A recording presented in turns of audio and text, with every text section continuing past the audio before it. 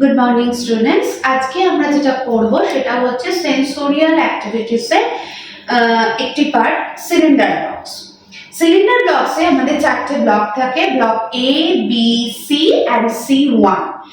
Block B তে আমরা presentation দেব এবং ব্লক বি তে যে ধরনের সিলিন্ডারগুলো থেকে থাকে সেটা হচ্ছে থিক টু থিন।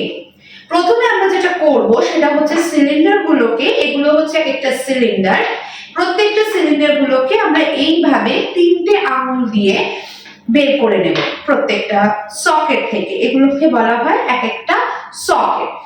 এবং বের করে নেওয়ার পর একটা যে কোনো পেন বা পেন্সিলকে আমরা ইন্ডিকেটর হিসাবে কাজ করব।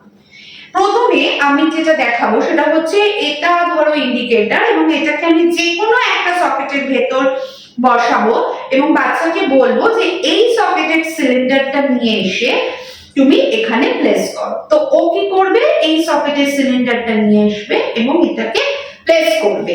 তো এইভাবে কি হয় না, বাচ্চা ভিজুয়াল সেন্সের মাধ্যমে অর্থাৎ চোখে দেখে কাজটা করছে এবং ওর শেপ সম্পর্কে আইডিয়া হচ্ছে, যেটাকে আমরা ডাইরেক্ট এর মধ্যে ধরে থাকি। নেক্সট আমি আরেকটা ইন্ডিকেটর দিলাম এই সকেটটাতে, বললাম এই সকেটের সিলিন্ডারটা নিয়ে এসে এখানে বসাও। ও নেক্সট এই সকেটের সিলিন্ডারটা নিয়ে এসে বসালো।